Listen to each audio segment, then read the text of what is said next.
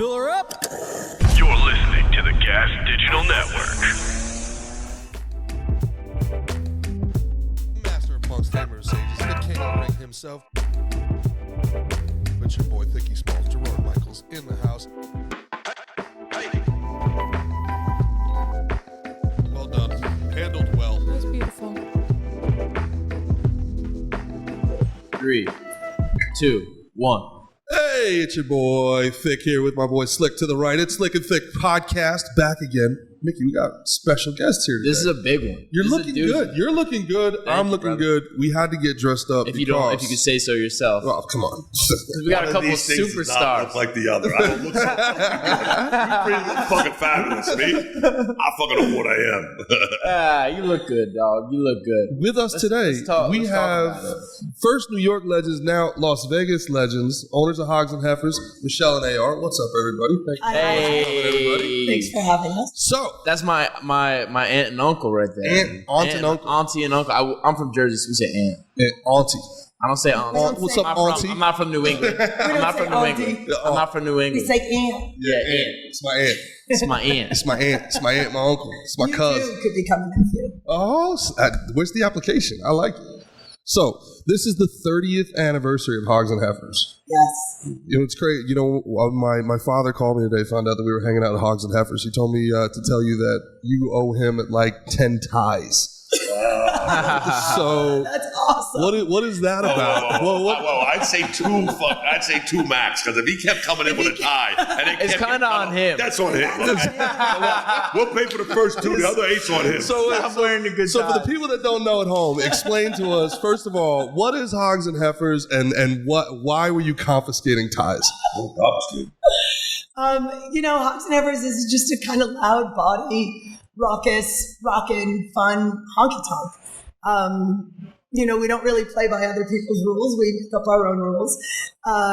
And ties were never allowed. You came down to Hoggs to let loose. You came down to have fun. Get rid of the tie. Loosen up. I like that. Your work day is over. Come on in. And so we would take your ties. And we didn't cut them off because I can't give my girl scissors. That's just not happening. But we would take your ties.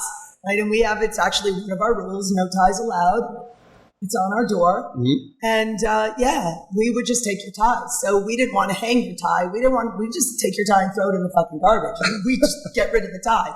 So I had one customer who used to wear a Dr. Seuss tie. And he was allowed to wear that one tie only when he came. He was the guy. You allowed it. I allowed gave him a business card, and there was a note on the back of it that said, if he's wearing this particular tie, he can wear it. Otherwise, no ties.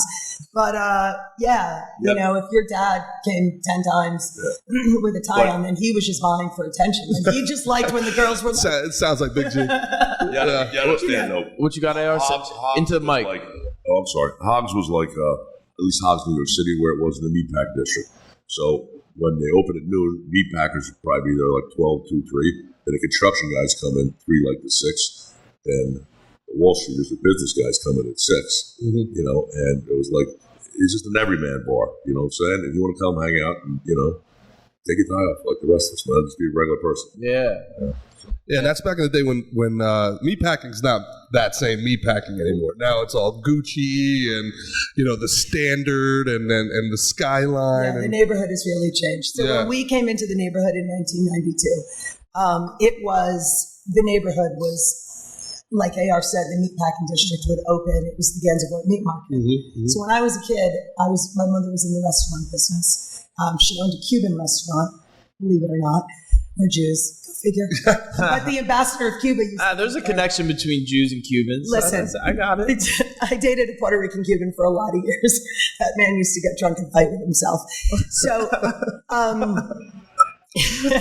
how did that even happen? How did they hook up? They don't get along. The Cubans and the Puerto Ricans? All right, back to the suckling pig. Yeah. So my mother owned this Cuban restaurant, and roast suckling pig was one of her specialties. And she used to go to the Gansevoort Meat Market, and she would go to Adolph Kuzi Fine Pork and Provision, and she would get her roast suckling pigs, and I would go with her when I was a child, and there was this man there, this big man, and he looked like a pig.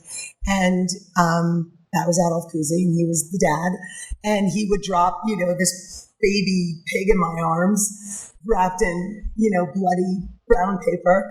And so that was a childhood memory for me. And many years later, when Hoggs and Heifers opened on the corner of the Gansevoort Meat Market, Adolf Kuzi Fine Pork and Provision was the business to our right. So we did a bras for breast cancer thing for years, where we'd pull all the bras down and we'd weigh them, but we would always go into Kuzi's to use their meat scales to weigh our bras. And that bras is kind of like the ties thing.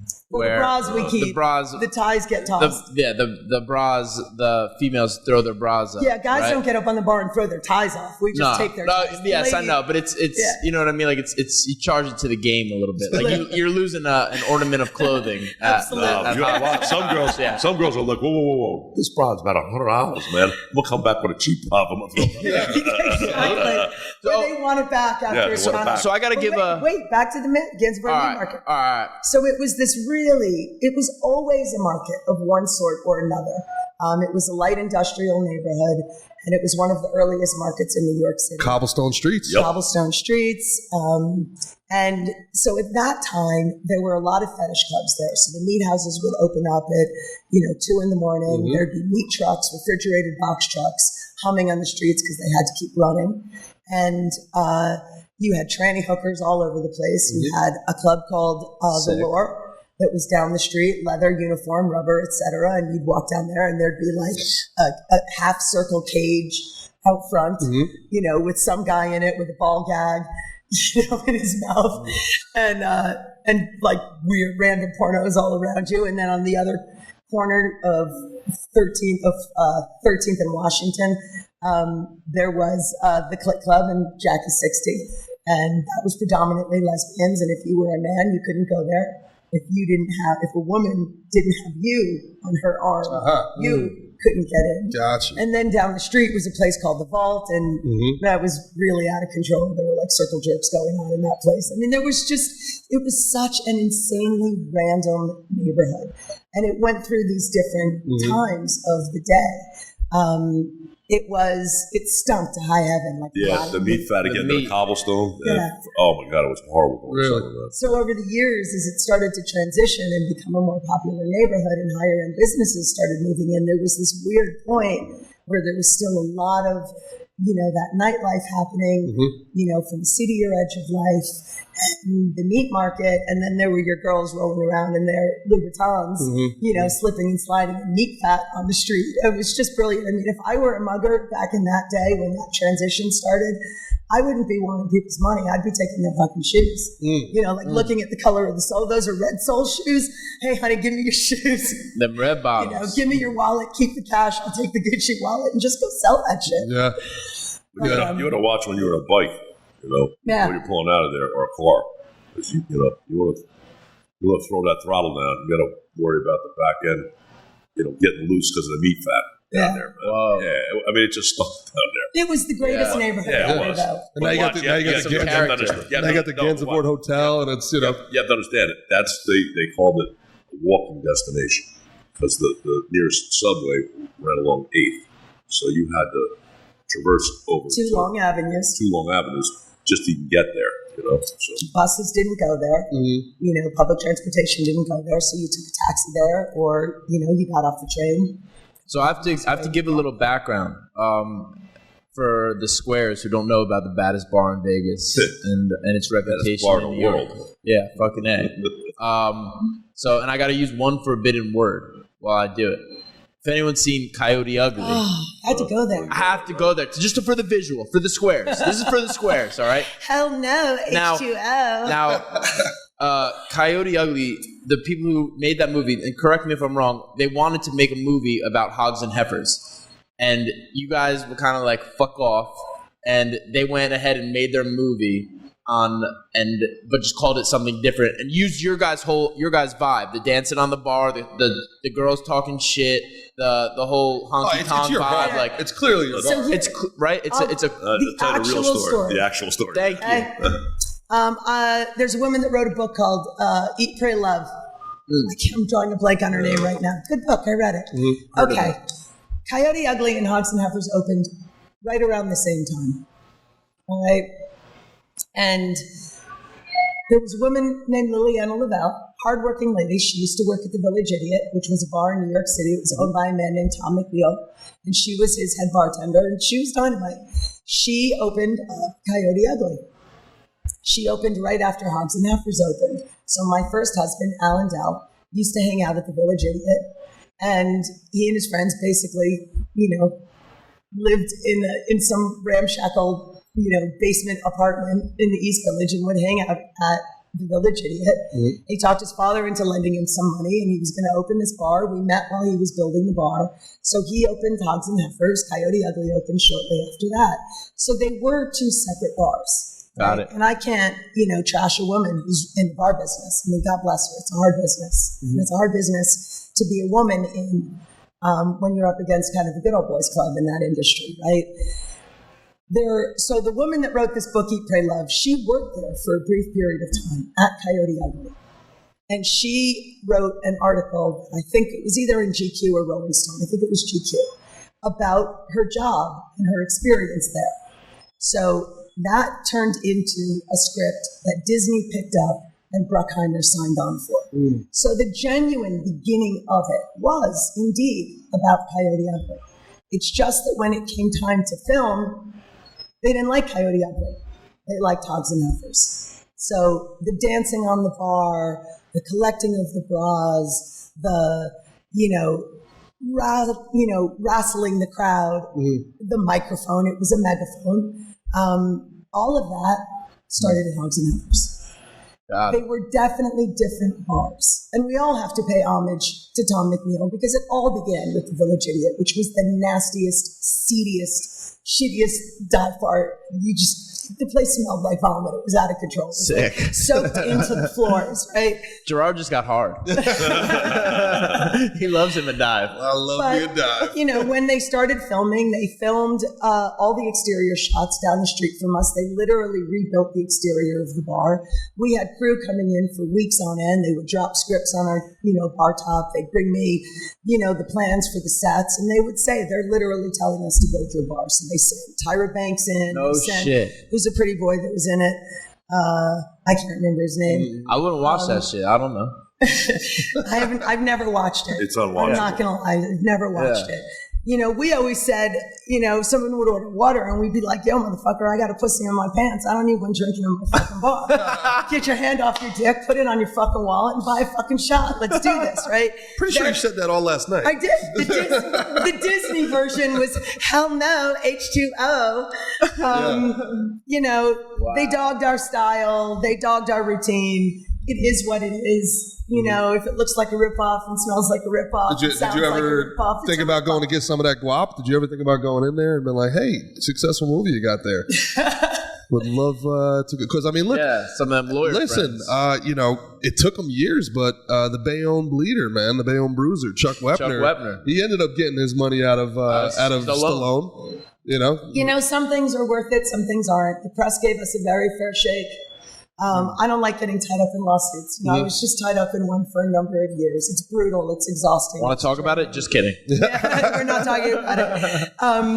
It's draining. It's an exhausting thing to do. And at that time, if you want to sue a Hollywood feature film, you've got to put down at that time, right? It's like a $5 million bond. Yeah, you're up against it. And you're really up against it. Well, the idea, I guess, is to make it like, hard enough on them that they just say screw it and settle out with you, right?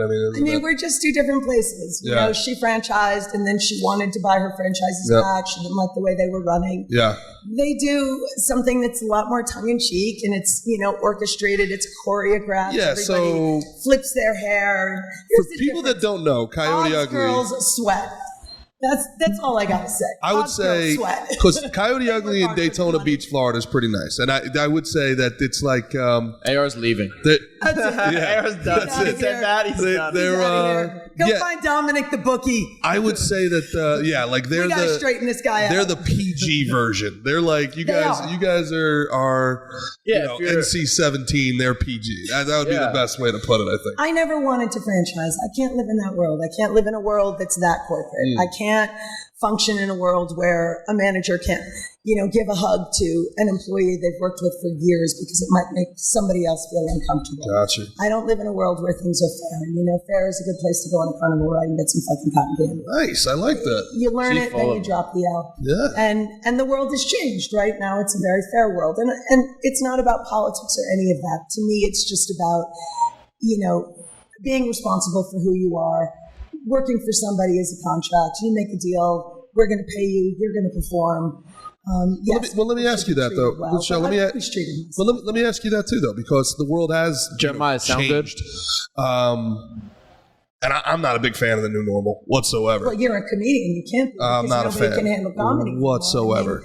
Comedy is being decimated. Yeah, it's you know what the thing is about it too. It's inorganic. It's not the people that are ever actually offended. Everybody's offended on behalf of somebody else, right? And they're never actually offended on behalf of anybody else. It's just a power play. It is. And here you are. It's a knee-jerk reaction. Maybe it's an overcorrection. Like, anybody that looks at the Me Too movement, for example, right? There's nobody that could ever watch. I always use, Family Feud back in the day with Richard Dawson going up and just mouth Kissing raping everyone. like all the girls. It's like, all right, maybe, anybody looks at anything that Harvey Weinstein ever did and you're like, yeah, dude, that guy's a monster. Like, yeah, absolutely. For sure. Right. But, and then the other side of it now becomes like. The extreme of it. Where it's just an overcorrection. Oh, they brushed her breast. It's things that are just. Sure. And then there's the antagonistic stuff where the it's like. Overcorrection minimizes the severity of the very real aspect of the Me Too movement. Yeah, because it's inorganic. They actually don't care about the victims. They just think that they can use the victims as a stepping stone for their own power, right? So then what I'm eventually going to transition into getting at here is you run a business that's very non-PC. Fucking right? Hell yeah. And it's what makes it great. And here you are in this PC world. Have you had to change the way you do business? Have you had to, how are you, this is year 30, this is your 30th anniversary here. I got to imagine this is not like 1992. Oh, no, not at all. Yeah, so... how do you navigate this new normal with such, because businesses like yours deserve to exist. There's a place for Hoggs and Heifers in this world. Is there? I often feel like there isn't anymore. I wonder whether sometimes I wonder whether we've outlived our ability to survive in a world that has we've out-policied ourselves in every way in our society. Mm-hmm. So, you can't write a handbook for a business like mine and policy and empathy and decency and common sense and, a sense of benevolence and a sense of humor and a work ethic. You can't policy those things in. Yeah. So my thing I say now is #bosses too, because everybody has rights except for the boss. And now the boss is a villain in the world. And everybody wants to take down the bosses. I'm a small independent business owner. I have no partners. I have no investors. My staff, I know my staff. I'm older now, so I don't know every single one of them as well as I used to. Mm-hmm. But I can't tell you how many of the people that work for me. I know their kids. I know their parents. I've watched their children grow up. Mm-hmm. I know their siblings. I know their life stories. They're my family. I call them my kids. I care about them very deeply. So for us, we never had a handbook. We were all adults. People make mistakes. You don't get a demerit. I don't live in a demerit world. I live in a world where you come in and we sit down and we talk about it and we figure out the solution and we move forward. We either grow and learn or we don't. It was also personal responsibility. Yeah. You took, you didn't blame everything on anyone else, It was your action was your decision. That's a really great point, AR. And it's one of the weird things about the world today is like they want to hold everybody accountable but themselves. Everybody is accountable for everything that's ever happened, ever throughout history. You're accountable for things that happened 500 years before you're born, but you're not accountable for anything that you do right now today. It's always somebody else's fault, and you're in a situation where, again, you talked about how litigious this society is, and it's like you're running a bar listen, I see liability everywhere. That's exactly what I was going to say. Yeah. Everywhere I look. There's a reason we have 30 cameras inside and 15 out. Yeah. And there's a reason we have so many people on our floor, right? I don't care who it is. In my company, if you're security, if you're a porter, if you're a barback, if you're me, and you see a spill on the floor. It's actually on our job application. You see a spill on the floor. You're on your way to the bathroom. You see a spill on the floor. What do you do? And there's 4 options, right? One of the options is you ignore it and you keep walking. Well, if you fill that option out, you're not getting hired. Yeah, everybody's very diligent with that type of stuff. Place is meticulously clean too. Very meticulous. You can't have people falling. The slip and falls are a huge liability. And everybody wants to make a quick dime, and insurance companies. Slip and falls are a huge liability, but then at 4 o'clock in the morning, you had 30 girls dancing on your bar last night. So, well, we keep that bar very dry. and actually, so this is the interesting thing, and this is why I can never franchise what I do the way I do it now. If I were to ever franchise it, it would change. I'd have to change it and box it in a little bit more and you'd be a sellout. Then you'd be a sellout. Well, because essentially everything with us is controlled chaos, and there is a lot of spontaneity in what we do, but these are the things you can't policy in. I have to teach people to be conscious, to have spatial awareness, to be able to multitask. I mean, we're a Starbucks world, right? Everybody, you pour the cream and you pour the coffee and you take the money and you handle this and you write on the cup, and it takes 5 people to get a fucking cup of coffee, right? An individual needs to be able to multitask. They must have common sense. They must pay attention to details. They must be able to read people. They must be able to look at the women on the bar and notice if one of them's a little wobbly. Oh, she has high heels on. Look, she's backing up too close, maybe to the lip at the edge of the bar. You've got to tap her and make sure she knows that's there.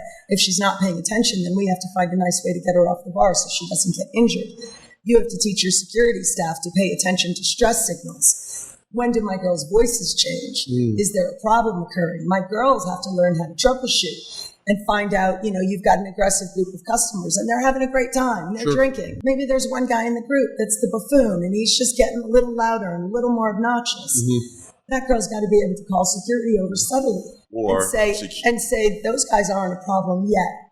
But one guy in that group's a little aggressive. Sure. Then my security can walk over and talk to the guy who's got it together in the find group. the one guy who's sober. And say, hey, we know you guys are having a good time. Your buddy's a little over the top. I got to know you're going to keep an eye on him so we can all stay having a good time. We don't have to ask anybody to leave tonight. That is how you troubleshoot. So let me ask you on that end too, because some of your clientele, I mean, you guys have some rough and tumble characters that come through there, right? So I mean, you guys, last night there was an entire parking lot full of Harley Davidsons out back, man. So I mean, and one of the biggest signs when you're walking into the place, one of the first things that you notice, it says no colors inside. No cuts, no colors. No cuts, no colors, man. No patches. So I mean, how do you reconcile attracting that sort of clientele, but then at the same time, maintaining this liability-free environment that you're talking about? It seems counterintuitive almost. Yeah, making your own rules. Well, it's not about making our own rules too. We're down a casino district, you know what I'm saying?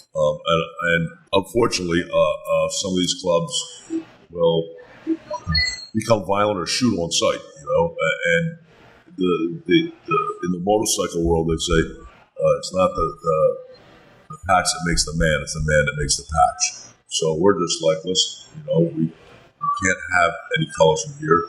First of all, because it's a casino district, and second of all, we're Switzerland. Yeah, we're Switzerland. Yeah. If you want to take your jacket off, I'll take your cuts into your office, or you leave them in your bike. We just can't have them in the bar. Yeah. So, have you guys ever had any trouble in there? Has anyone ever had a problem with that? Had an issue with that? Yeah. So you got a story about that? I'm not going there. Huh? No. Not going there, huh? This is like asking Dominic the bookie who his best clients are. One story.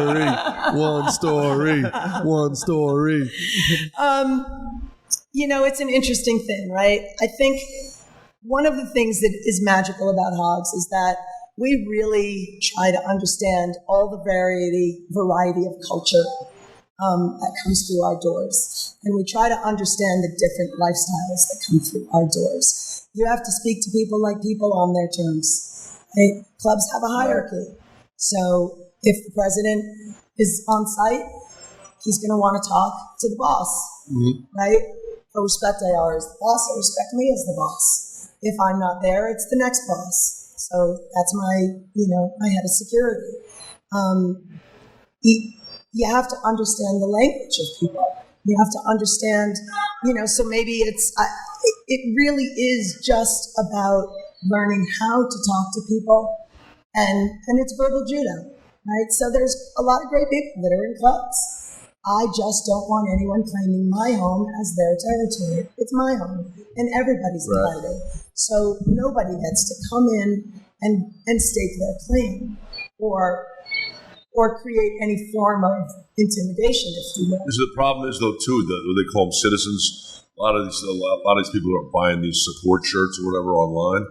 They walk in and don't realize there's 10 members of another club that don't get along. I had one of our regulars. This guy's about 80 years old. He walked in a support shirt when there's an opposite club, and I looked at him and I go, "What the fuck is your problem? What are you doing, old man?" And he goes, "What?" I go, "I grabbed him, I threw him in the merchandise store. I gave him a Hoggs shirt. I go, "Dude, you're wearing that shirt. It's 15 of those guys right there. I'm going to go talk to him." And I went back and said, "Bro, he's just a drunk old man. You know what I'm saying? I don't know where he got the shirt from. He maybe bought it online. That's not a problem." Well, most people that will buy a support shirt don't realize that if you're in the wrong neighborhood, it'd be like wearing a blood shirt. Yeah, support your local blood. Support your local blood. Yeah, it's a lot of times the clubs are good. They take it off. Well, I don't have no shirt. Fuck, take it off. Yeah. If they don't, or if they don't take it off quick enough, they might get a little motivation, if you will. So again, we try to stay away. Literally Switzerland and watch. I had a lot of guys come and go, "Dude, I love this place. I'm not watching my back all the time. It's not happening." Yeah. So, and a lot of it is about who you hire.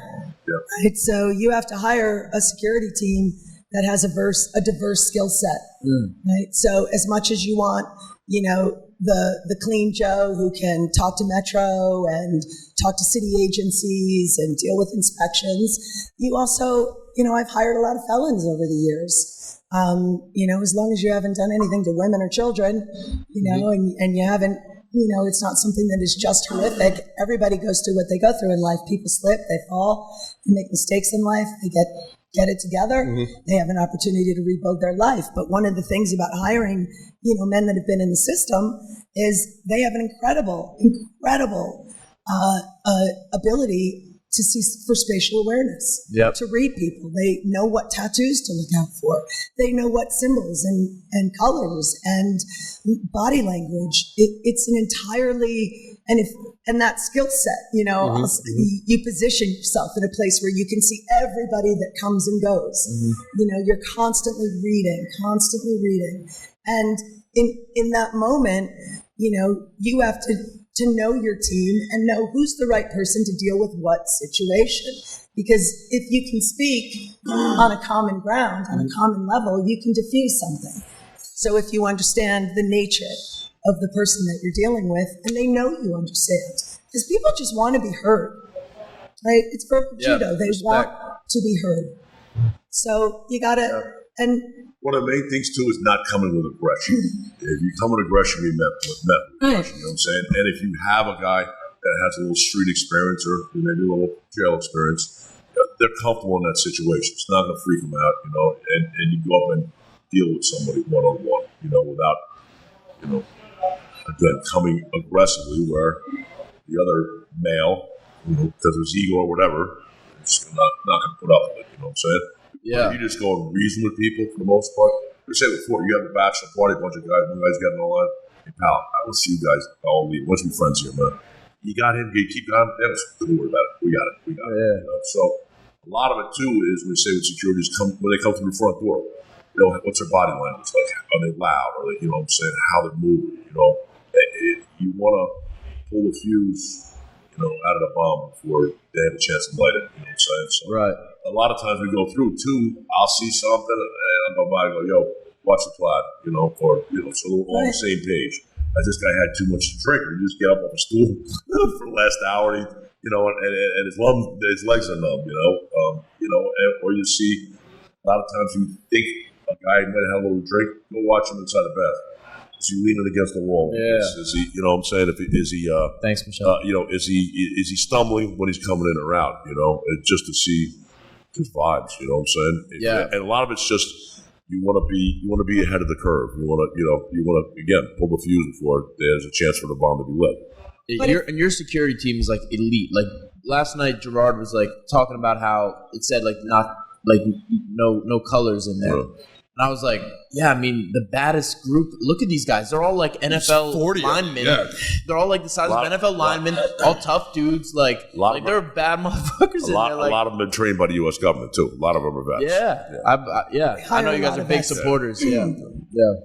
Again, it's interesting. You know, you bring together a diverse group of people that can, between them, have the strengths to handle a variety of situations. Mm-hmm. You know, our rule is if one of our security guys has had to escort somebody out and that person has been extra aggressive, you know, you've been swung on, we're going to get that security person that is the person that the customer's focusing on. We get them out of the picture as fast as possible. Yeah, we call diffuse it. Yeah, call tapping them out. Yeah, you come up, you tap the guy out. You can see that it's getting way too aggressive between, and you can see the guy that's dealing with it now catching feelings. And Mike over there, so you tap out, I got this guy. Yeah, give him 4 new scary faces to look at.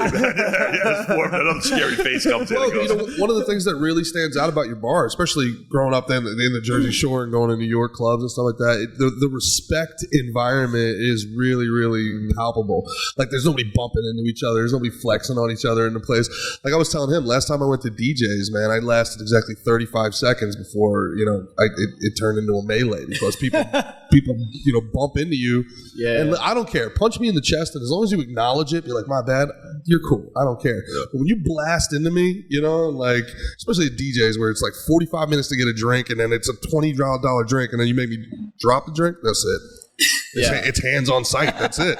You know, and it's really weird. There's a lot of respect in the bar environment, like how quickly like things can go wrong, dude. How it's like that. Yeah, and I'm a time bomb myself, man. Like if I feel disrespected in something like that, it's like, you know, in my head I'm trying to count down from 10, but it's like I get to 4 before it's like let's jump. You know, security is our biggest payroll investment. Security? Yes. I was figuring, sure. Oh, payroll investment. Yeah. Right. So it doesn't matter to me whether it's a pack night or not a pack night, right?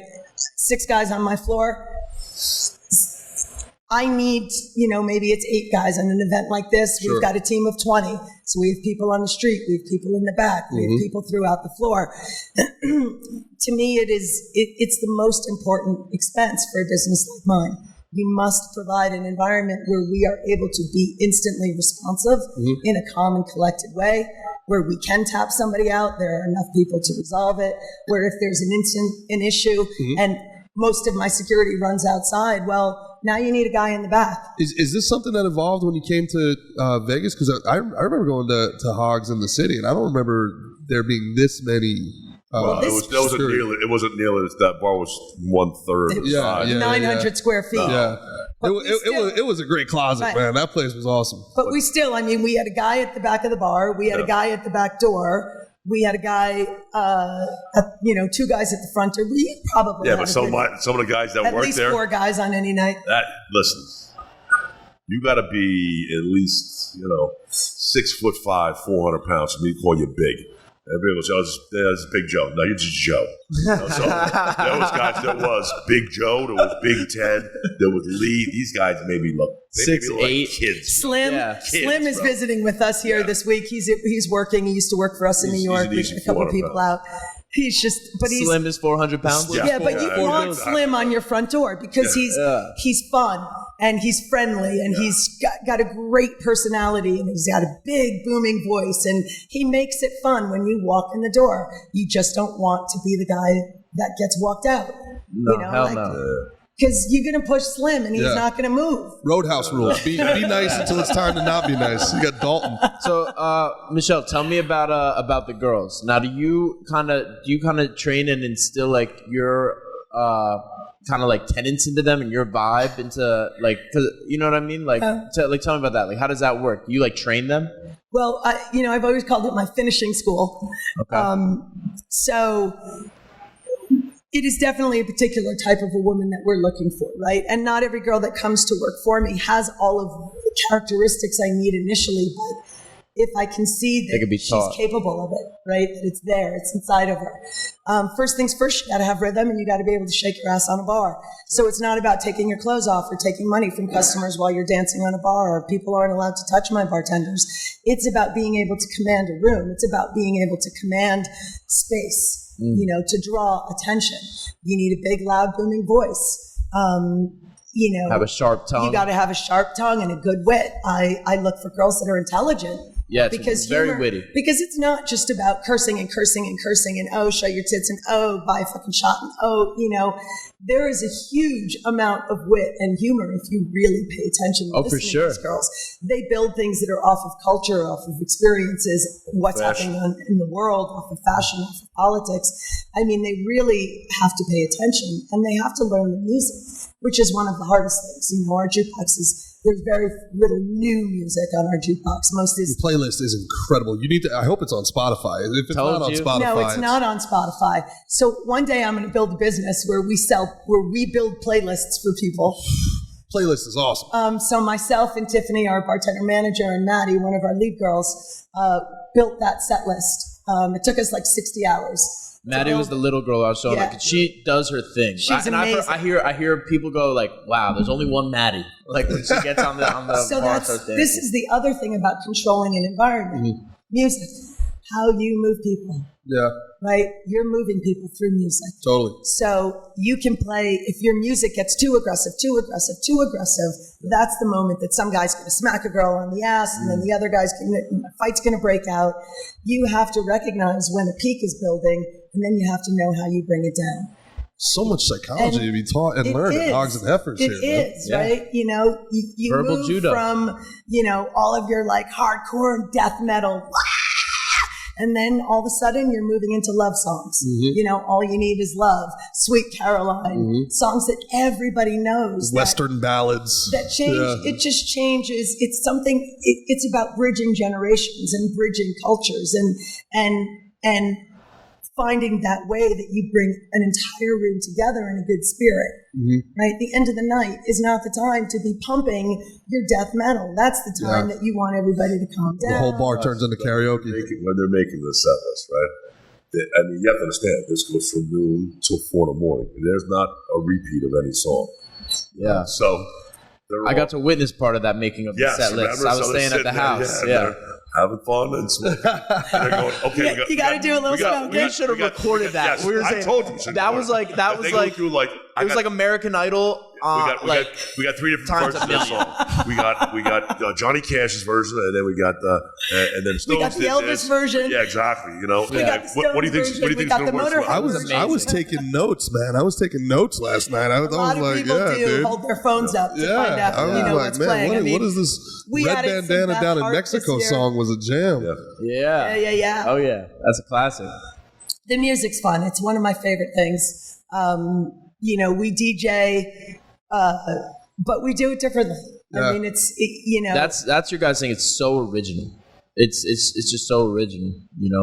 Where did the name Hoggs and Heifers come from? So my first husband, Alan, passed away in 1997, but he and his 2 best friends, Nick and Jim, and they all hung out at the Village Idiot, and they had this, let's open a bar and we'll drink for free and we'll get laid because, bar owners are like rock stars and the drummer, in the band.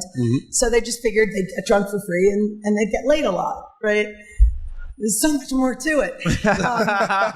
But so they were sitting in the Village Idiot and there was a sign on the wall for a heifer auction. So a heifer is essentially a virgin cow, a cow that's not been bred yet. And they were like, bikes and chicks and so bikes, hogs. Bikes were the hogs and the chicks were the heifers. And so Hoggs and Heifers was born. And then they found a location in the meat market. And we had a beef house on one side and a pork house on the other. And it was perfect. It was Hoggs and Heifers. We had the corner in the meat market. Yeah. And so, that's where it came from. That's awesome. That's pretty cool. I'd always heard the old Goombas back in the day calling like some women, she's a heifer. The heifer. Yeah, she's a heifer. Yeah, she's a heifer. That's what you thought it was? That's what I thought. I thought that's honestly. I didn't know it was a virgin cow. Yes. No, I didn't know. That was news to me. Yeah, a heifer's like a hua, so a virgin cow makes more sense. A hua. A hua. She's a hua. Yeah, dude.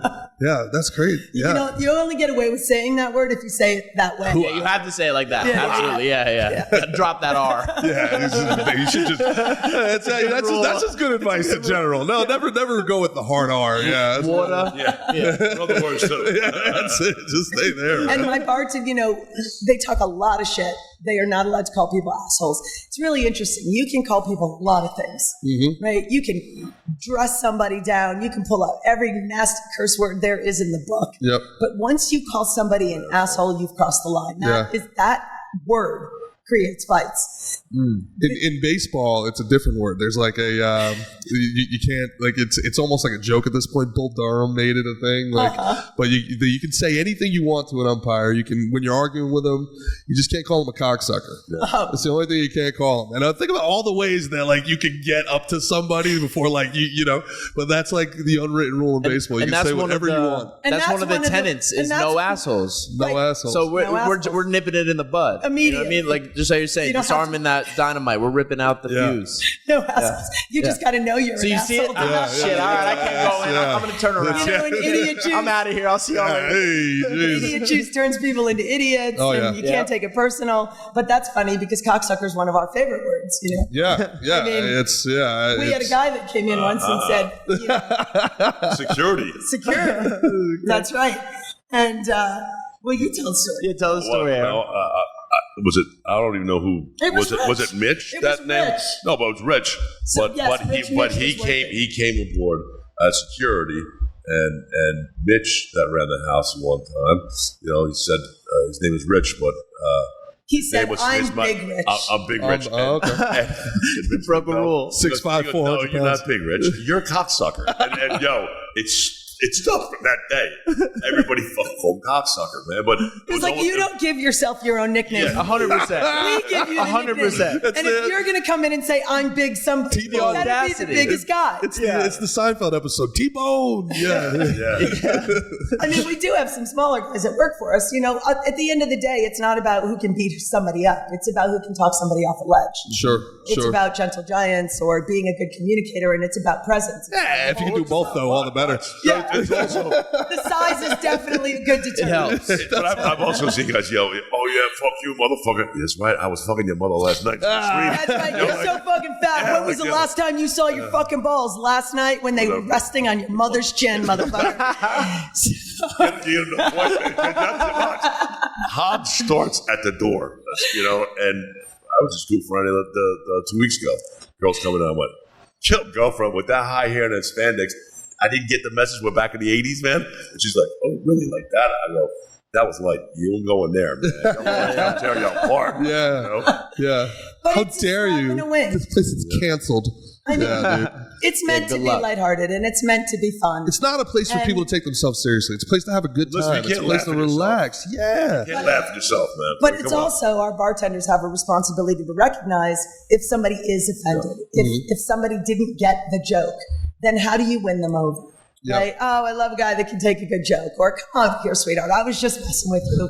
Did the government ever try to bust your chops about being a cabaret or anything like that? Have they ever tried to come after you? So we had a big cabaret issue in New York City. Yeah, I bet. But New York had a very antiquated law, which was the cabaret law, and it started from a fire in the Bronx at a place called Happy Land in the 80s. The doors didn't open out. They opened in, and a fire started, and a whole lot of people when died. the Bronx was burning. And they put a cabaret law into effect. Really, the reason the cabaret law went into effect, though, is because, you know, you had all these nightclubs up in Harlem that were Whorehouses. well, no, not that they were whorehouses. All the white folks wanted to go up to Harlem and hang out in these awesome cabarets and listen to this awesome music. And so they put a cabaret law into effect because it was really about, trying not to let those clubs become popular. Really? Right. Yeah, control. Our government didn't want white people hanging out in Harlem. You're talking about 1980s? No, not in the 80s necessarily. But when I say the cabaret laws, that makes sense. Yeah. Very, very antiquated. Gotcha. So it was like with the Harlem Renaissance and stuff like that. Gotcha. the fire at Happy Land didn't start the cabaret law. Forgive me. That is when they started taking the cabaret law Enforcing and it. enforcing Gotcha. it. Okay. But the cabaret laws came in much, much earlier, Yeah. and it really was, our government's attempt to keep white people out of black folks. Gotcha. Yeah. Right? It was their attempt to, keep people separate. And then they see the girls dancing on the bars, and they're like, "That's it. You got to pay. You got to, some bureaucrat comes in." Right.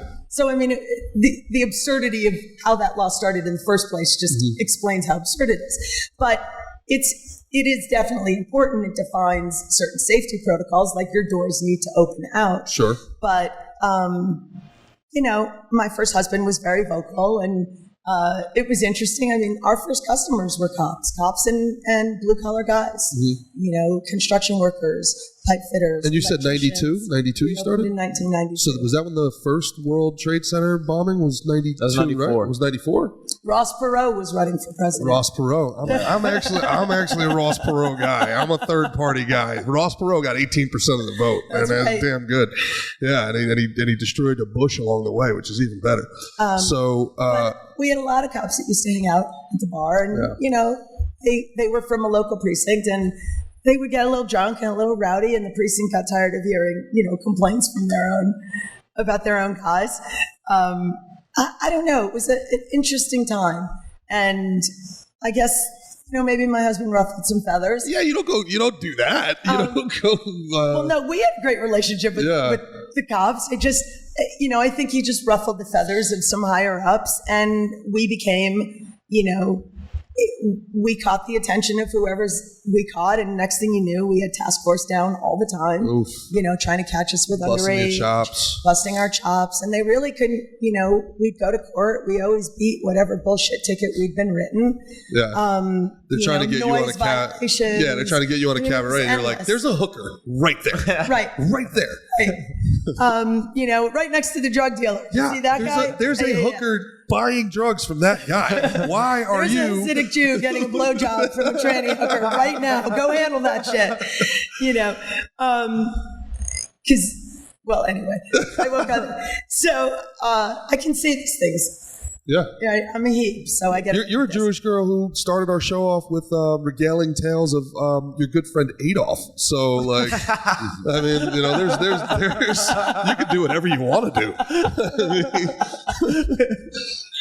Listen, I was raised by a single mom in the late 60s, hippie mom. She took us to pro-choice rallies. She took us to No Nukes rallies. We went to marches on Washington regularly. Gotcha. I was raised to be very, very conscious. We do a lot of charity. We give back to our community. It's really important to me that the people that work for me know that I care about who they are. I want them to be who they are. No one has to be ashamed of who they are or what they do in our place.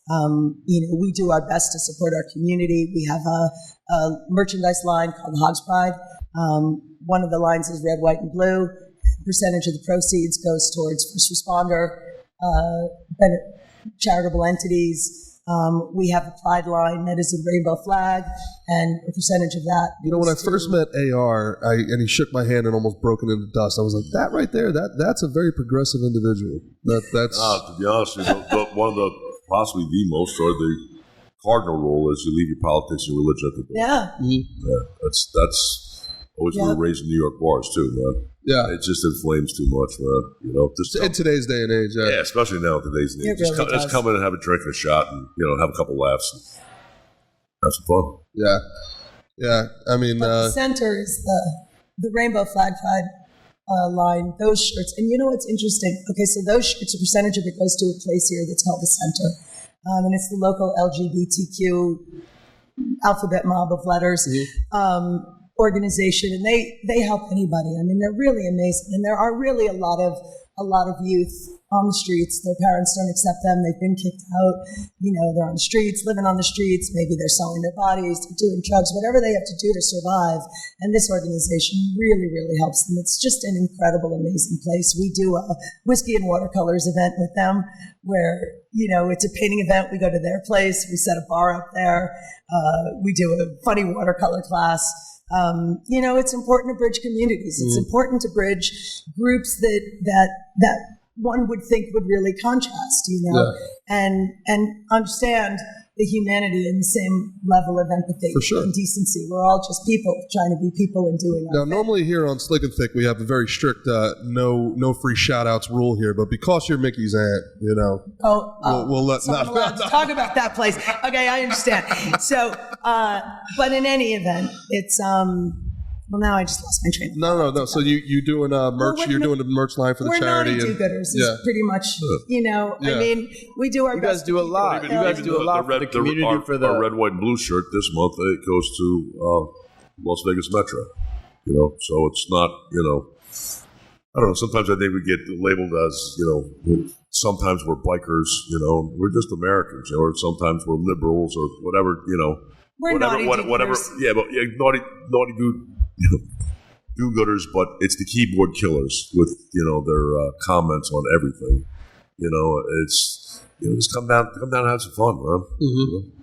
It's the one bar that in Vegas I say I like to hang out because we're not part of this cult of gaming. There's no gaming in there. There's no TVs in there. That's right. There is no gaming in there. Wow. No, man. It's a saloon. It's an old Western saloon.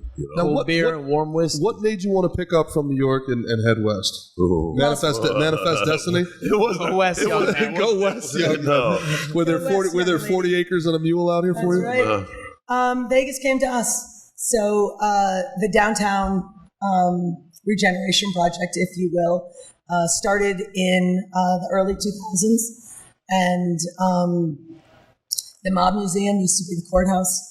The Kefauver hearings. Wait. were The held. Mob Museum used to be the It courthouse? was the post office. That's hilarious. It was the post That's office. great. The Kefauver hearings were It there. was the post office and the courthouse, shit. and Wow. the Kefauver hearings were held in that on the second floor there in the Holy shit. course. I didn't If you know go to that museum, there's Yeah, it's a whole reenactment of it. reenactment of it on screens where you can watch the hearings take place and you can sit, where they sat.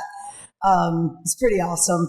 But that was meant to be part of the process. And it was basically about figuring out how to rebuild downtown. They were looking for businesses that had a good theme and that could sustain in a neighborhood that was going to be in flux, right? So they knew we could handle gritty, right? Because at the time, this neighborhood was really, really gritty. I mean, right now it kind of feels as gritty as it used to be just because, I don't know, there's so much construction going on and a lot of crime is happening downtown, and COVID did a lot of damage, the workforce, and blah, blah, blah. But, Well, during COVID, the homeless took over downtown. yeah. I mean, there's nobody down there. Everything was closed. It was like a zombie movie. Well, I mean, so you guys had COVID. Now you have, a terrible inflationary economy afterwards. I mean, 30 years here, and the last 3 have had to. I imagine this is a tourist destination. Nobody can fly. It's 30 years total. So it's 17 years or 17 Gotcha. years anniversary here. But then you want to ask her why are we no longer in New York? Really? So Vegas came to us. We ended up coming out here. That was 2000, you said? Yeah, they were putting together a fast-tracking committee of different city agencies and different businesses and different hotels and casinos in Fremont Street. Were you still in meatpacking during 9/11 when 9/11 happened? Yes. Wow. That was intense. That must have Now been you crazy. just changed subjects. Yeah, Yeah, so yeah. that's Sorry, something I was sorry, actually going to bring sorry, up. I was going to bring that up later, but we'll come back to that. Yeah, we'll circle back to that. We'll go back to that. And we were one of the very first businesses to open in downtown Las Vegas during their rebuild. We are unique because you can come into the door like, Rich did last night in a suit, dressed to the nines. Richie P. Shout out. Right? Or you could be in your, construction boots and, your Carhartt overalls just coming off the job site with a hard hat under your arm. It doesn't, you could be a guy that makes $60,000 a year or a woman that makes $2 million a year. You never know who you're sitting next to. It's really a diverse gathering of people. I like edgy neighborhoods. I like people that are willing to, travel to an outpost, if you will, that are looking to get off the beaten track, that want to do something different. Yeah, a little cowboy, little outlaw, little. Yeah, absolutely. So we were a good concept and a business that would be able to survive that type of a change. We've survived a lot of recessions. We've survived a lot of hard times. Yep. I mean, I run a tight ship. I run a small ship. we're small but mighty. Sure. We don't have assistants to assistants to assistants. We don't have multiple locations that I have to try to sustain. Well, that was my next question. Was the thought that you were going to do New York and Vegas, or you just decided, you know what, we'll do one or the other? No, we were definitely going to do New York and Vegas, and we did for 10 years. Oh, you did? Yes. Okay. Our term of lease came up in 2005. Okay. And the building had been by then bought by a giant real estate investment hedge fund company. And, at that point, it's really, I think they paid, $18.5 million or something for the building, right? So now the rent isn't about a business that can survive. It's about a business that can pay the rent, right? So in order to justify that mortgage, they have to raise the rent. Otherwise, if they give a lower rent, then they have to reassess the value of the their building. property. Now they lose money, and their investors flip out. And real estate investment trusts are what we're talking about. That is exactly what we're talking about, and that's what happened. So they raised our rent from $160,000 a year to over $700,000 a year. It's $15,000 a month or a month of 60. I mean, there's no rent control for businesses? We had a lease locked in for 23 years, and it went up by a certain percentage every year. But when our term of lease came up, then it's like, you're free to negotiate. They priced you out. That's brutal. And they knew we wouldn't keep it and we couldn't pay for it. And it just is what it is. It's happening all over New York, though. One of the interesting things now is that you get all these businesses, these stores that are opening up, and they're chains. Whichever chain it is, it's a big chain. Yep. Opening up a store in a popular neighborhood, a storefront, is not about doing business necessarily in that storefront. It's a virtual billboard. Billboards are really expensive. Right? But same price, couple of billboards, you're paying rent. Now you have a virtual billboard. Interesting. You have a space that somebody can come into. And they get the vibe, and they smell the smell, and they touch the clothing, and they try it on. Sure. They feel, seduced by it, and then they leave. And Maybe they buy a little thing. Yeah. Because they feel like they should. Sure. And then they leave. They go home, they get on a search engine, and they find it for less. Sure. So the same company has multiple brands. Yep. And they have multiple tiers of that brand, and they produce multiple levels of quality. Yep. And they push those levels of quality out to different marketplaces. So now everybody can live the lifestyle. It's just somebody's wearing the best quality and someone else has the shittier quality. But ultimately, it's all being made in the same sweatshop. It's all wag the dog now, right? Well, it's interesting too, because you talk about, AR was talking about how different it is. I think the city is really going to struggle with how much we're moving towards a virtual workplace environment and a virtual schooling environment, because you can't justify those real estate prices. You can't justify. I mean, look, people aren't going to pay $16 for a slice of pizza. Right. You got a pizzeria paying $28 a square foot because the building next to it has 5,000 people in it. Fine. So I'm gonna make my money off of volume. But now that 5,000 person building has 400, 500 people in it. Right. What happens to that dry cleaner that's on that block? What happens to that? The neighborhoods are going to hollow out because you just can't afford it. And like you said before, the market forces aren't working the way that they're supposed to work because these real estate investment trusts are making their money off of the property value that they're trading shares of. They're not actually making the money off the rent that's being accumulated. Right. So it's a really, really, really interesting time to kind of, we're going through so much transition so quickly. Some of the urbanization is really going to struggle. Yeah. And they don't really have a plan B in place. You talk about like the do-gooders and stuff. I think the do-gooders that are trying to accelerate this great reset or whatever you want to call it, they don't have a plan B for what happens if it doesn't work.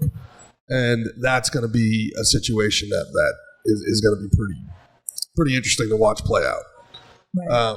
But being out here in the West in the desert might be a good place to be holed up for it all. So, Well, if nothing else, if there's, a giant earthquake in California, we'll have oceanfront property. oh, I bet, yeah, learn to swim. Yeah, well, I mean, but you came out here 20 years ago, and now Vegas is nobody. I think Nashville and Vegas are the two fastest growing cities. Vegas, baby. Nash Vegas. The Gaylord family, they've just done a huge. If you're looking to expand Hoggs and Heifers, man, we'd love one in Fort Lauderdale, and Nashville would be fantastic too. We almost opened a location in Nashville at one point. I love Nashville so much. But again, I don't know. I just decided I didn't want a lot of them. Mm-hmm. I didn't want to sacrifice ingenuity, individuality, and independence for money. Mm-hmm. It just wasn't worth it to me. Yeah. How much money do you need in life? So, at some point, if I ever want to sell my brand, I'll give somebody the method behind the madness, teach them how to write set lists, and you can cheese it out. But, for me, I've had people have offered to purchase the company. I need to know that my staff's taken care of. Mm-hmm. So I need to know that I have people that have worked for me for 18 years. They've given me the best work years of their life. It's not that they've gotten nothing in return. They've had a great job and working for somebody that genuinely cares about them. But I want to know that they have a future. So am I able to find a place for them? Or are you paying me enough money that I can give money to certain people that work for me and know that they're able to move on in their lives and it's not just the rug pulled out from under them and on out. Yeah. So I mean. Plus, you'd be bored. You don't want to. What are you going to do? You'd be bored. I need to get back to traveling. Is that what it is? I need to travel around the world. We always wanted to do Hoggs on like a ship, but I've never been on a cruise because I don't know, something about cruises freaks me out. And after COVID, I don't know if we'll ever go on a cruise. But the only way I would ever do a cruise is if it was a Hoggs cruise. Right. And, it's a great idea. So we could just go from port to port and we didn't have to deal with all of the laws. Yeah. Laws suck. Right. Laws on sea. I'd rather deal with those laws and we could just have a roving party on some, big old ship. So be pirates. What do you think if you, in business, I mean, you're a remarkably successful businesswoman, 30 years doing this. What would be some advice to other women that may be wanting to get into the industry? All 6 female fans that we have are going to really enjoy this one. But like you said, it is an all boys club, and it is a situation where you are one of one. What advice could you give to have people replicate the success that you've had? I would say that if you're going into the bar business, first of all, you don't get high on your own supply. Right? She says after I think we bought 60 shots for her bartenders last night, but yeah. Yes, but that's you, not me. It's not a good business to be in if you're a big drinker. You'll drink yourself to death. I've often said to people that you really have to know your customer base and like your customer base. Because you're going to spend a lot of time with them. So if you're going to open a business, you have to be there. You have to be on site. I think I'm unique in this day and age because I'm an operator. And being an operator is different than being a business owner. A lot of people invest in businesses. Oh yeah, I own a bar, I own a club, and 20 people own it, right? But are you an operator? Are you hands-on? And for me, longevity is about staying involved in it. And so you've really got to enjoy what you do. Is it a thin line between being an operator and micromanaging or Yes. overstressing, or, how do you turn the anxiety off? Because it's one thing. I mean, I think what a lot of people don't understand is everybody wants to be their own boss. Everybody hates their boss. And then, you're like, but then you realize you went from working 10 hours a day to working 24 hours a day. You're never off the clock, 7 days right? a week, So you're never off the clock. It took me a long time to not micromanage. It took a while to come to a place where I could start stepping back and letting other people make mistakes and letting other people stumble, and then we figure out the solutions and we move forward. And it's just about finding the right people, and that takes a long time also. and you can have people that you've worked with for years and you grew together and you could count on them. And then, you start growing in a different direction and that relationship maybe goes awry and they contributed amazing things. But it's time to part ways. And, there's that fear that especially when and that's the hardest thing about being a small company and not having assistance to assistance to assistance is that there isn't always somebody to step in for a key position. And you can't just hire anybody from the street to come in because in a business like mine, you've got to earn respect and you've got to know it from the inside. Like most of our management are promoted from inside as opposed to coming from outside.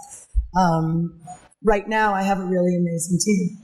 And I'm finally really actually able to step back. I don't have to go to work if I don't want to. I've never had that before. So it's interesting and it's unique. And I have become a calmer person. I used to be a lunatic. Really? Come into my office and shit would be flying. I'm throwing chairs, kicking over garbage cans. I'm a sport player. Fiery. I've got a great personality. I'm super friendly. I'm super joyous. And you back me in the corner and I'm a fucking pit bull. It took me a long time to kind of get that aspect of my temper under control. It flares every now and then. And everyone's like, I would lock her up in the closet.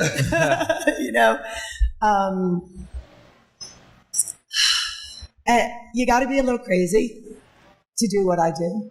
You have to like a lot of mayhem and, a little bit of insanity. And you've got to be able to, you have to have flexibility. So I often say to women, women have an opportunity at flexibility that most men never have, right? And we can wear any hat we want to wear on any given day.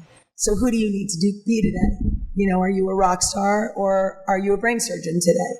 Right? Do you need to be prim and proper, or can you sit around in your overalls and curse with the fellas? Can you wear an evening gown and, have dinner at the finest restaurant in town? And, can you hang, with the guys on the corner and paint the side of a house? And you can do all of those things in between. And you have any one of these, characters, if you will, that you can pull out at any moment to navigate any situation. And I think it's really about flexibility and about, the ability to just to touch people, to connect with people.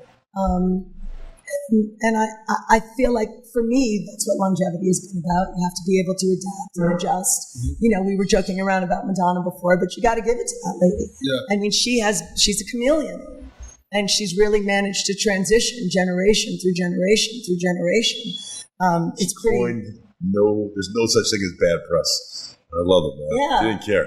Yeah. Not for nothing. I don't know if anybody knows, and we brought it up for our 30th anniversary. We built a replica of our New York City bar on the street in front of the Vegas bar. Using our New York City bar. Yes. Using the actual bar. Yeah. The actual bar. And it's been a 3-day block party. And I'm missing my favorite band right now, Riley. The Riley Sound. Oh, my God. It's so good.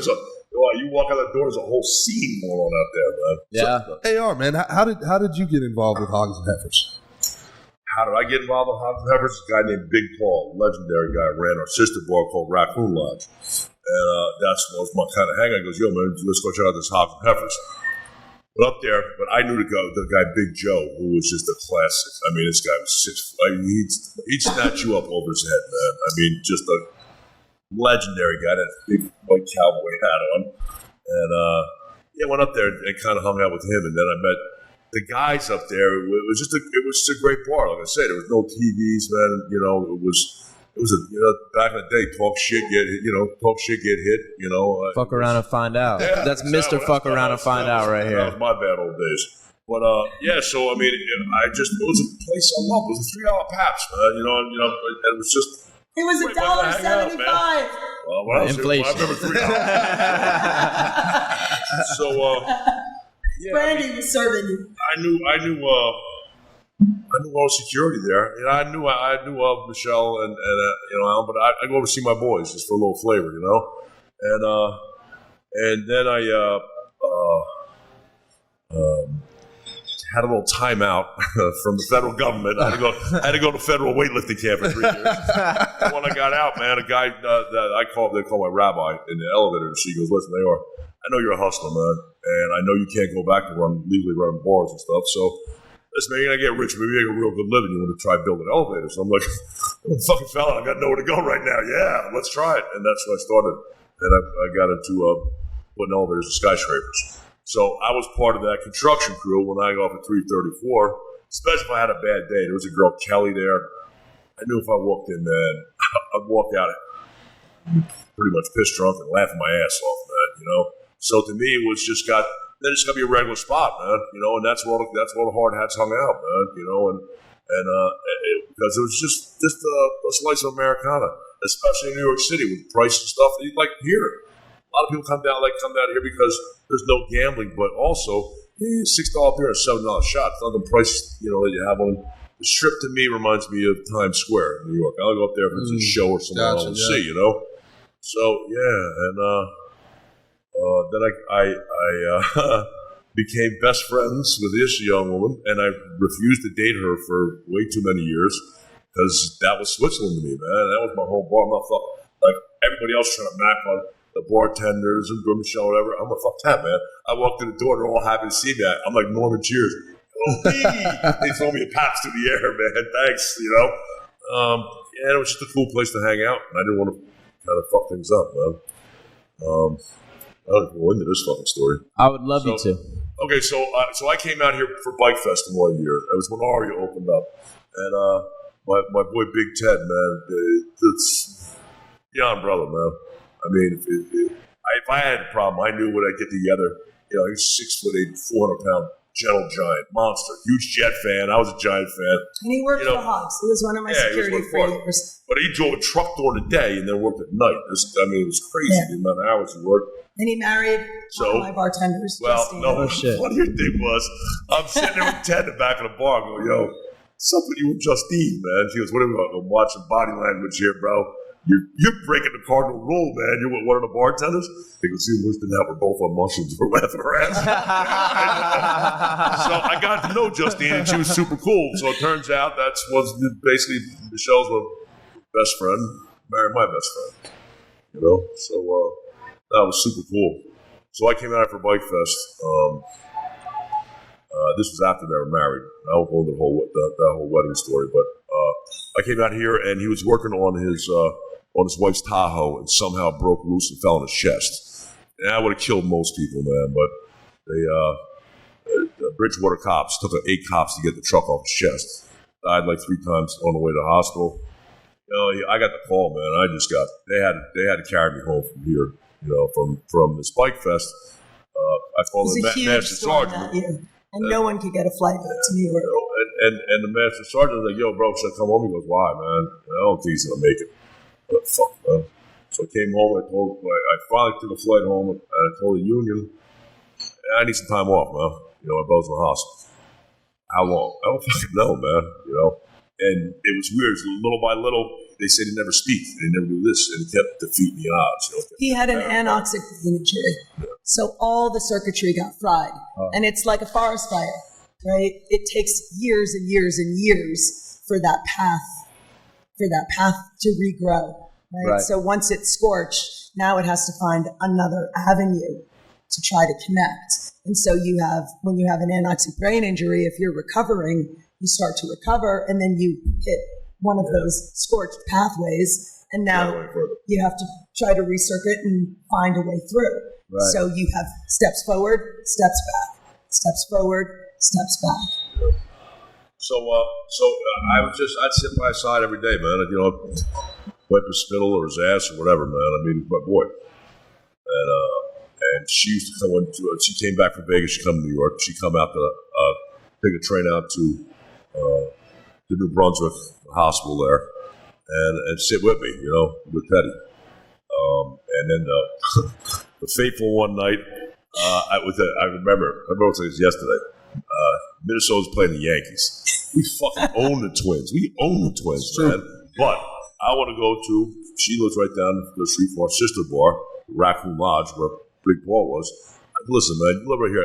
I just need to get the fuck out of Jersey and like put a serious fucking drunk on. I went to the Raccoon Lodge and got fucking hammered, man. I remember one time I was playing music on a jukebox, and she tried to reach over and go, "Yo, get your own fucking money, man. Play your own music." And I went to spin around, and she accidentally tripped me. I went face first in the ground, man. And Vinny Durecki was, "Hey, nobody laugh at the Wookiee. Nobody laugh at the Wookiee, man." So I get up, I fucking go, "Seriously, you did that to me, man?"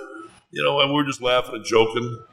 And my plan was I'm going to go sleep in her loft. About the last thing I remember, man. And then the next thing I know, man, I fucking fell off of something, man. It hit a hardwood floor. I'm like, fucking, man, this ain't Michelle's fault, man. Fucking. And then all of a sudden, her head comes over the fucking, I go, whoa, this is your fucking bedroom. She goes, 10 years I try to get you into bed and you fucking pass out on me? I'm like, no. She said that, like, seriously? And I'm even worse. I'm laughing. I'm going, 10 years. It's never going to happen, Michelle. I fuck everything up, man. And you're my best friend. We will never be together, you know? Listen, man, let's take a shower, get a bite to eat. You want to come back to Jersey with us? We did, and I said, you know what, Been together ever since? Yeah, man. I was like, you know what? The king and queen. Up, man, you know? So, yeah, that's coming up on, did 12, I think 12 years. Coming up on 10th anniversary. On 10th anniversary. So, so it ends up, I just finished working on Hallowed Ground, man, a Freedom Tower. We just did our section of the elevators. And I was supposed to go to Tower 3, which is right next door. In the meantime, I had to go up to this job in Midtown to work until Tower 3 was actually ready to start. They were nice enough to give me a couple months off where I'd come out, and I stayed in Vegas with Michelle. Then my boy Bobby Pups goes, "Hey, you got to get back to New York. We'll go to train yards for a couple months, and then we're attacking Tower 3. Tower 3, man, is way behind. I know I'm going to make that shitload of money, man, you know, so much less working on that hallowed ground, man, you know what I mean? It was a big honor, you know. Look at those reflecting pools. I'm not going down that road. Anyway, Pops goes, "Yo, motherfucker, pack our fucking tools. We're hitting fucking Tower 3. I'm like, "Oh, man, let's go." And that day, man, she calls me and said, "Listen, man, the manager, he stepped out of a truck and broke his femur. Had bone marrow cancer.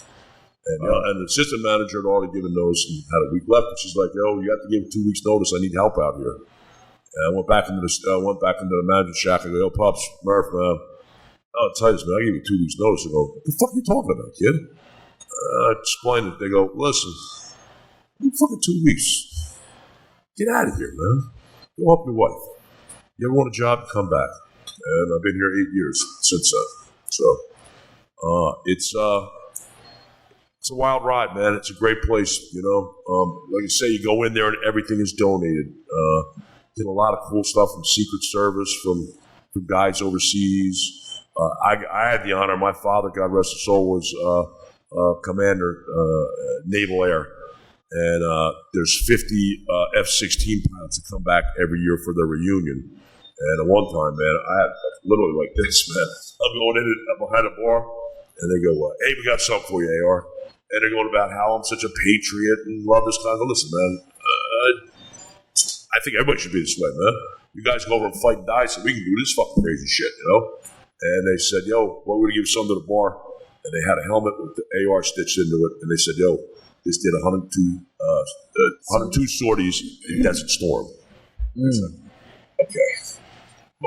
I'm tearing up big time, man. Just because it's great that you get people that get it. You know what I'm saying? That fucking, you know, it's not about being a patriot, man. It's about being American, loving America. You know, it's not about being a Republican, a Democrat, or you know, or you know, black, white, Protestant, Catholic. Man, we're all Americans, man.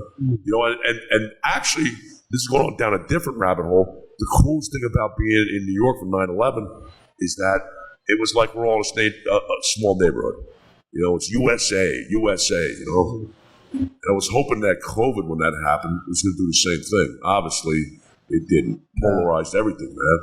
But, I mean, it's really cool. We've taken motorcycle trips, been everywhere. You get people from all walks of life, man, that come in and just say, "Hey, I asked them, how'd you find this place?"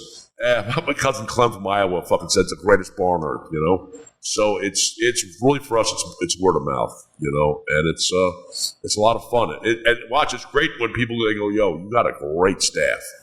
And you're like, "Yo, man, I think about it. You know, that girl did this, or you know, we really had a great time." But then every once in a while, man, like 6 months, you'll get a female say, "Listen, I just want to let you know how safe I feel in your bar." You know, so it's it's a little. It's a slice of Americana. It is, man. It really is. It's part of the. It's part of the culture. It really is. We're a dive bar, man. We're just a slice of America, man. Everything on the walls about firemen, about cops, iron workers, man. We're just, you know, just regular people having fun. So that's all I got to say. Yeah, that's pretty good. Fucking perfect. What else is there? I think that's a good way to take it out. What do you think? God bless America. Some Howler God Head. bless America. Uncle for Dana. Sure. Have we introduced Howlerhead yet? No. Let's talk about Howlerhead. It's fucking delicious. I thought I was hoping Dana was going to come down for the anniversary. Yeah, he commented on the Instagram post. This Dana White's new whiskey. It's not because Dana White's new whiskey. I'm not a whiskey drinker, and it's kind of like It's actually it's good. a banana like aftertaste. Yeah. Fucking, it's phenomenal, man. So like when I'm looking at the bar, right? We have like 40 whites and 40 browns, okay, and it's all set up for fast movement. So your whiskeys, your rums, all your now. If someone wants to cut, yeah, I got this great new whiskey for you. All right, well, what is it? Okay, I say to my distributors, okay, what do you want to give up? Because I only got 40 spots, you know. Or we'll start it on top shelf, and hopefully it'll work into the rotation, you know, of the 4 different stations, man. I tried this stuff, man. I was like, I know, let's go, man. Yeah. Just because it fucking tastes great, man. You know, what's better than that? Yeah. So that was one of our new sponsors for our 30th anniversary. And I appreciate Martin and Howler Head for sending us to the UFC 279. Yep. Where we made a shitload of money on it. Oh yeah. on Diaz, on man. Nate Diaz, yeah. Called that shit. Yeah, we had that. My phone had died, man, and he recorded me. He's like recorded the decision. They Panther and goes. I said, "Thank you, Nate Diaz, for making me $2,800 motherfucking dollars, man." We had the greatest time that night. And I see you got that Stiegel Rattler up in here too. I know that's your drink too. Listen, I love that stuff. It's so good. Everybody goes, you know what? There's only like less than 3% alcohol, and it's a pussy drink, or it's like soda. I go, I can drink this stuff all day. Yeah. I get drunk, and it's the best hangover beer as far as I'm concerned. But because it tastes like almost like grapefruit soda. Yeah. So me and Richie P drank a whole bunch of those out in LA one time, and then we came through here and we saw you with them. We were like, what? Well, it's crazy. They don't sell in a bar. You know, I tried it numerous times. You know, because again, we can only have I think it's like 15 beers. You know, because it's just storage. How much space we have. Exactly. Right. Yeah. So you know, I've tried it numerous times. It just doesn't sell like these fucking seltzers, man. White Claw. Seltzers, White Claw, man. It's like ain't no laws when you're drinking claws, baby. It's probably too old for you, man. But that's like the. I can't believe we sell White Claw. It's like the Zima, the new fucking. And you couldn't. We did not carry Zima when Zima came. You asked for Zima, and you were. Yeah, you get abused, right? Destroyed. I made the mistake of asking for a lime in my drink the other night. No lemon, no lime, no salt, no sugar, no onions, no tomato juice, no pineapple juice, no frozen drinks, no margarita glasses, no wine glasses, no wine, and no motherfucking whining. You fucking full of them. I'll have a beer. All right. Yeah, I'll take a beer. How do you? And one kind of shot to go with it. Yeah, right. Let me ask you, how do you handle the guys like you said? You got to love your clientele. How do you handle the guys that are regulars that like fall in love with these girls? Like Yo, man, that's funny. How do you? Right, man. Because last night, man, I'm remain nameless. One of our distributors like, yo, man, that girl's out of shit, man. I go, yo, bro, listen, I'll tell you right now. That's my daughter. Watch. No, that girl makes me money. Okay, it makes us money, which makes you money, which means you don't fucking touch my fucking girls. No, it's not happening. It was funny, actually. I was sitting with Terrence, our Tito's rep, and he played for Colorado State, big buff guy. I mean, he's just good looking black man. And one of the girls is behind the bar, Deanna, And this older white lady comes up, and I don't know, maybe because she's black, she goes, Deanna, you should be dating him right here. And Terrence looked at me and goes, ain't happening, lady. I'm selling liquor to these people. I ain't touching none of their girls. He knows the rules. Is there a rule against? Do you try to tell the girls no fraternizing? Is that the idea here? Well, I'll tell you right now. Well, if it's a regular, okay, and you end up stumping them. And then he comes in, he wants free drinks, the hip stop, and we lose customers. You got some balls when you're married to the owner telling them they can't hook up with nobody. I'll tell you right now, as soon as they get married, as soon as they get hired, I go to them all. I go to girls, hey, do me a favor, don't fuck anybody. And they go, what? I go, I wouldn't. I go, yeah, whatever, I've heard that a few times. Then I go to the guys, hey, do yourself a favor, don't fuck anybody, because you're at a disadvantage. That girl puts money in the fucking drawer. I can find any monkey to fucking get it to check an ID. So if I find out about it, because 99% of the time relationships don't work. Well, it's the 4 no's. Know who's who, know who's fucking who, know who not to fuck with, and know who not to fuck. Whoa, one more time. Wait a minute. I gotta write this down. What was that now? One more time. The 4 no's. The 4 no's. Yeah. Know who's who. Know who's fucking who. Okay. Know who not to fuck with. Okay. And know who not to fuck. Let's break that down into the micro. We know the macro. All right. But the worst one is know who's who. Tell me. Who's who. What does that mean? Well, you got to pay attention. So we have customers that come, we have customers that are regulars that maybe we haven't seen for years, but they used to live here and they're in all the time, or we call them traveling regulars. You've got to know who is in your room. So I say to my bartenders, you're brand new. We haven't had a chance to introduce you to everybody yet. But you pay attention when people walk through that door. Who do they stop and talk to? Who do they greet? How does the staff react to them? Is everybody excited to see that person? Do they have a New York City shirt on? No, man. You pretty much know that guy's royalty here, man. So it's common sense. Oh, who are you? You must be somebody, blah, blah, blah. Clearly, that's not the person that you're suddenly going to start yelling at on a megaphone, because chances are they seem to know everybody here. They clearly know this place longer than you know this place. Got it. Read the room. Right? So it's an aspect of, for us, this is a communication thing, right? Information is constantly passed along. So from the front door, it'll go to the head of the bartender team, down the line to the bartenders. That's so-and-so. This is how they like their drink. 2 ice cubes. Don't change the ice every time. They like it to get a little watered down as they drink, so they're not drinking as much. Everybody's kind of got their specifics, right? But there is that aspect of it's important to know who's who. It's part of being successful in this industry. Know who not to fuck with means know who you're not going to get on a megaphone and start with, or who, if, there seems to be an issue or a misunderstanding, then defer to a senior person on management to handle it. If you're stupid enough where I'm having a personal conversation with someone or Michelle's having, and you can see we're familiar with that person. And then the next thing you know, you're wanting that person thrown out. Yeah. Exactly. Yeah. It's not that person's untouchable. They're not. Yeah. It's just how we handle it. I have to be able to have my employees' backs. Mm-hmm. You have to handle yourself in a fashion that lets me have your back. But also, if you've been this nice, and if you've been as accommodating as you are, I mean, and then it's incumbent upon that person not to disrespect your house as well. Yes, it is. And so as long as my staff handles themselves well, I can turn to that person and say, we've known each other all these years. You're giving my staff a hard time. Yeah, what's wrong with you? Or the best when they come up and they go, I know AR or I know Michelle. Well, then our staff go, that's very good. So do we. And they'll go, what? Well, if you know them that well, give them a call. Let me see the fucking phone number.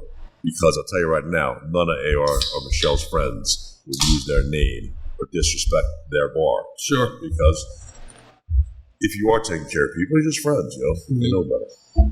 So that's a great way to that's a great way to ruin a friendship, though. I mean, you come into somebody's house, they take care of you, and then you decide, I own the place. Yeah, no, I'm saying that, but what bothers me sometimes, too, look, I always been a guy, I throw my money on a bar. If you want to take it, you take it. If you don't, you don't. You know what I'm saying? I hate people that come in and want to, feel like they're not supposed to pay for something or they're supposed to be treated a certain way. Yeah.